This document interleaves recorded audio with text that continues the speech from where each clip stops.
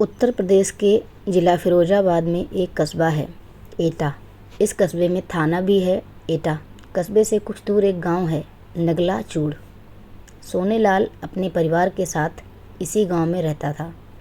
सोनेलाल के 3 बेटे थे, गोपाल और संजीव और कुलदीप। इसके अलावा 2 बेटियां भी थीं। सोनेलाल के पास खेती की ज़मीन थी जिससे उसके घर परिवार का गुजारा बड़े आराम से हो जाता था। सोनेलाल के बड़े बेटे गोपाल और एक बेटी की शादी हो चुकी थी। शादी के बाद गोपाल अपने परिवार के साथ काम के लिए पंजाब गया था। वहाँ से वह कभी कभी ही घर आता था। सोनेलाल की एक बेटी और बेटा कुलदीप अपनी पढ़ाई कर रहे थे, जबकि संदीप अपने पिता के साथ खेती के कामों में हाथ बटाता था। घर की व्यवस्था सोनेलाल की पत्नी सरला की जिम्मेदारी थी। कहानी दिल को छू जाने वाली है। कहानी को आगे सुनने से पहले चैनल को सब्सक्राइब कर लें, मुझे सपोर्ट करें, मुझे आपके सपोर्ट की ज़रूरत है। सरला चाहती थी कि संजीव का भी घर बस जाए, इसलिए वह 24 साल के संजीव के लिए कोई लड़की देखने लगी। इसी सिलसिले में रजौरा निवासी छबीराम ने एक रिश्तेदार रिजौर के ही राम बाबू शाक्य की बेटी गायत्री के बारे में बताया। छबीराम की वजह से सोनेलाल ने राम बाबू से बात की। उन्हें राम बाबू की बेटी गायत्री अपने बेटे संजीव के लिए सही लगी। दोनों ओर से चली बातचीत के बाद संजीव और गायत्री का रिश्ता तय करके जल्द ही दोनों की शादी कर दी गई। यह लगभग 1.5 साल पहले की बात है। खूबसूरत गायत्री से शादी करके संजीव ही नहीं बल्कि उसके घर वाले भी बहुत खुश थे, लेकिन यह कोई नहीं जानता था कि आगे चलकर यही खूबसूरत दुल्हन कितनी बड़ी मुसीबत बनने वाली है। शादी के बाद गायत्री ससुराल आ गई थी, पर उसके तेवर किसी को समझ में नहीं आ रहे थे। संजीव की माँ सरला ने सोचा था कि बहू घर आ जाएगी तो सब कुछ ठीक हो जाएगा। घर की जिम्मेदारी बहू के हवाले करके वह आराम करेगी, क्योंकि बड़ी बहू शादी के कुछ दिनों बाद ही गोपाल के साथ पंजाब जी चली गई थी।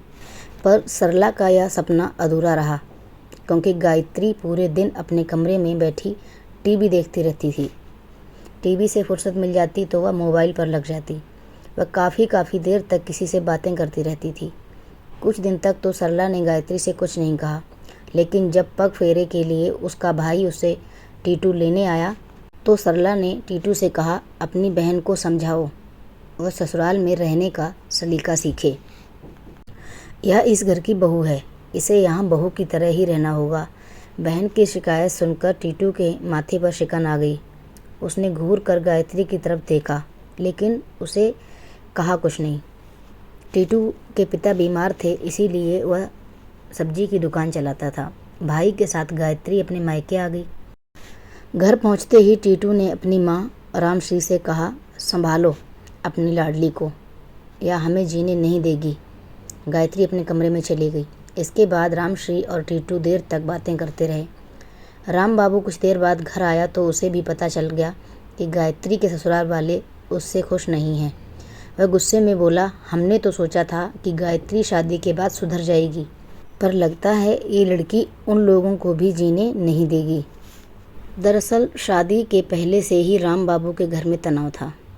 इसकी वजह यह थी कि गायत्री संजीव से शादी करने से इनकार कर रही थी, पर घर वालों के सामने उसकी एक नहीं चली।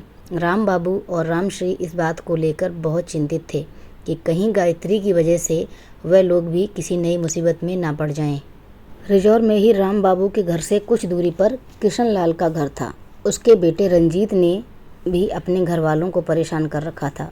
यूँ तो किशनलाल के 4 बेटे थे, जिनमें से 3 पढ़े लिखे थे, पर छोटे बेटे रंजीत का पढ़ाई में मन नहीं लगता था। वह सारे दिन गांव में अपने दोस्तों के साथ गपशप करता रहता था।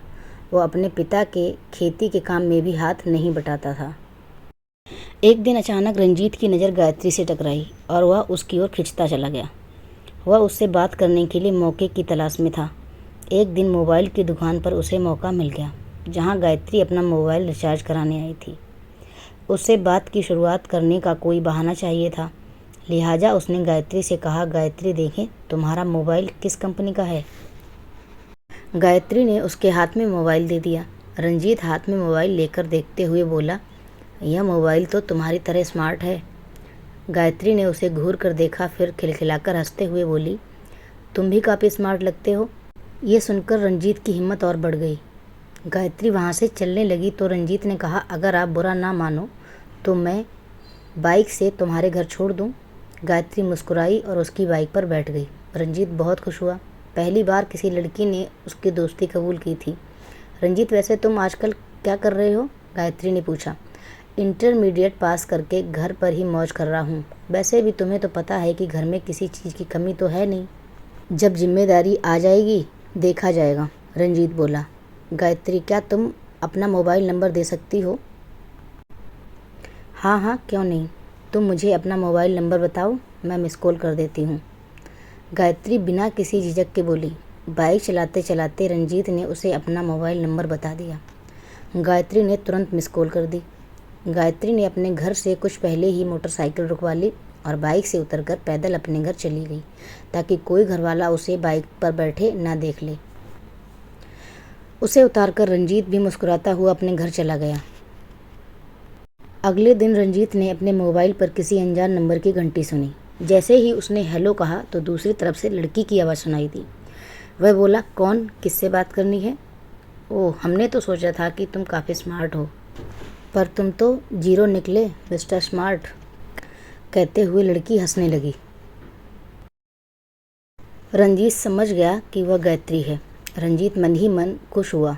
वह सफाई देते हुए बोला, सॉरी गायत्री, मैं समझा किसी और का फ़ोन है।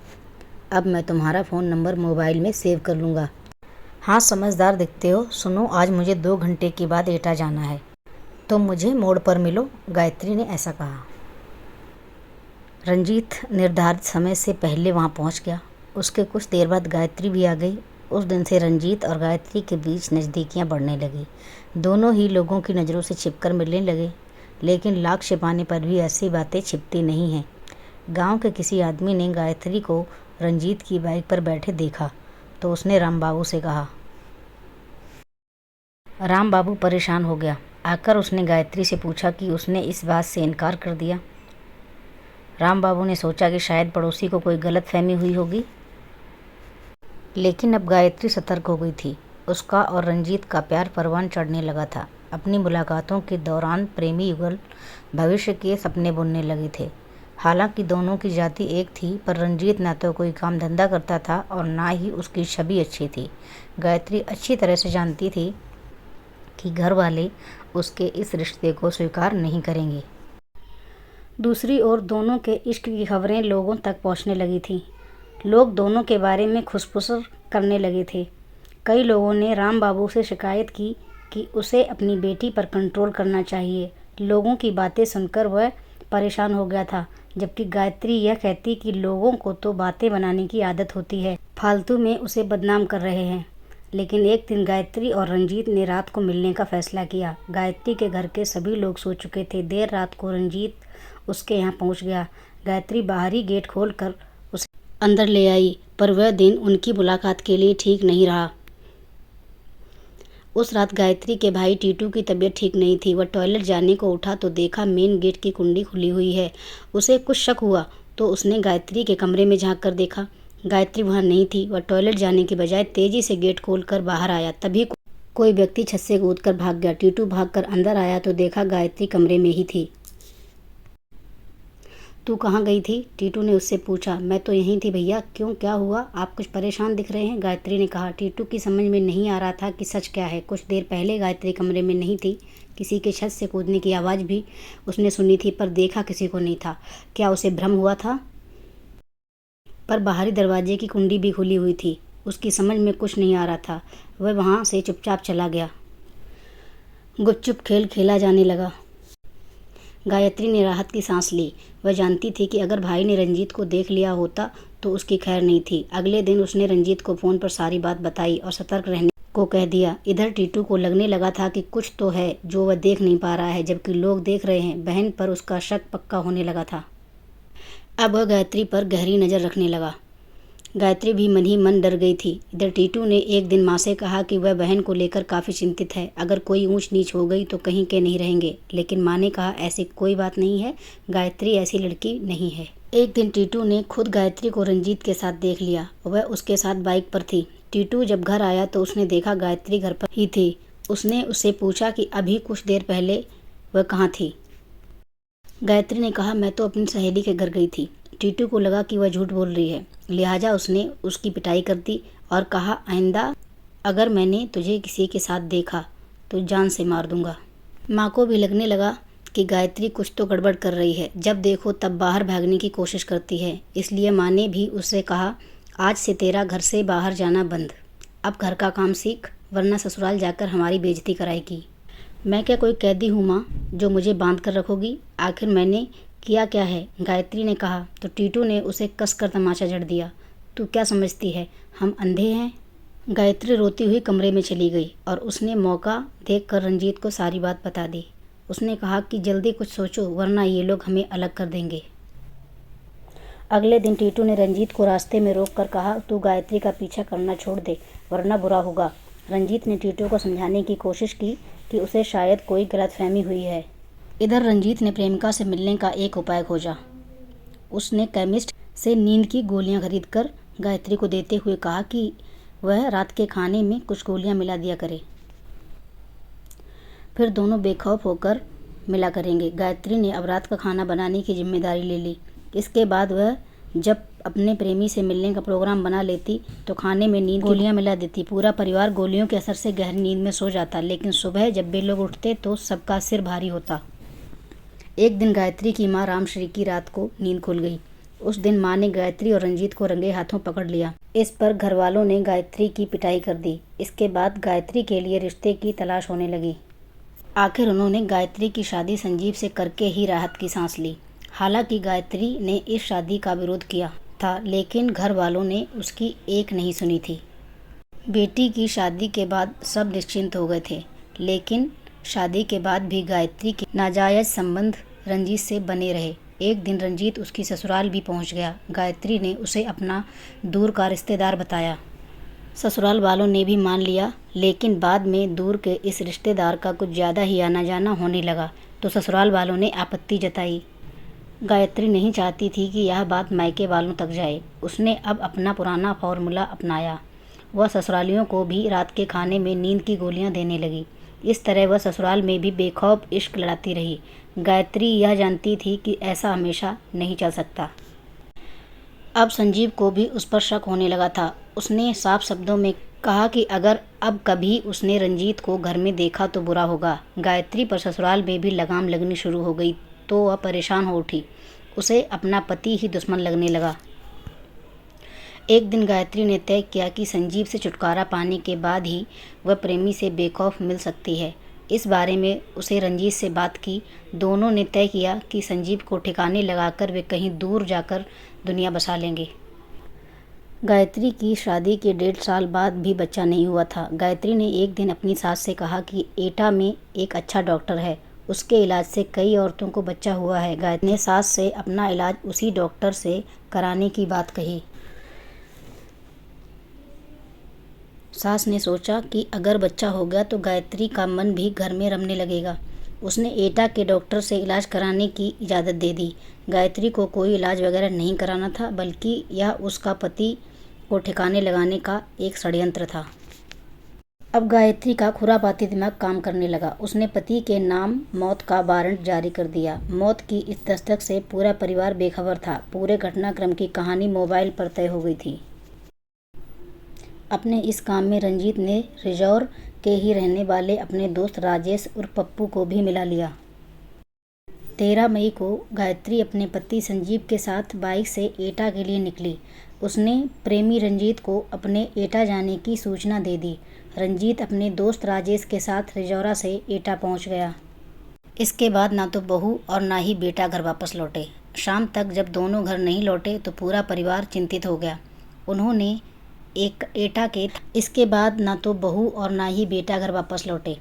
शाम तक जब दोनों घर नहीं लौटे तो पूरा परिवार चिंतित हो गया। उन्होंने एटा के थाने के थाना प्रभारी जितेंद्र सिंह भदौरिया को सूचना दे दी और अपने सभी रिश्तेदारों से भी फ़ोन द्वारा पूछा।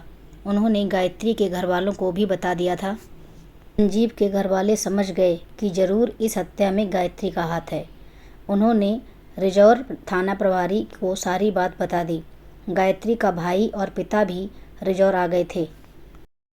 उन्हें विश्वास ही नहीं हो रहा था कि गायत्री ऐसा कर सकती है। मौके पर संजीव की बाइक भी मिली, लेकिन गायत्री का कोई अता पता नहीं था। पुलिस को गायत्री और रंजीत के प्रेम संबंधों का भी पता चल चुका था। रंजीत भी घर से गायब था। अब पुलिस दोनों की तलाश में लग गई। अगले दिन संजीव की पोस्टमार्टम रिपोर्ट आ गई, जिसे देखकर पुलिस चौंक गई। पोस्टमार्टम रिपोर्ट में पाया गया कि युवक ने नशे का सेवन किया था। पूछताछ करने पर पता चला कि संजीव तो नशा करता ही नहीं था। पुलिस ने प्रेमी युगल को गिरफ्तार कर लिया। दोनों किसी वाहन का इंतजार कर रहे थे। थाने लाकर गायत्री और रंजीत से पूछताछ की गई। गायत्री ने बताया कि वह तो रंजीत से प्यार करती थी।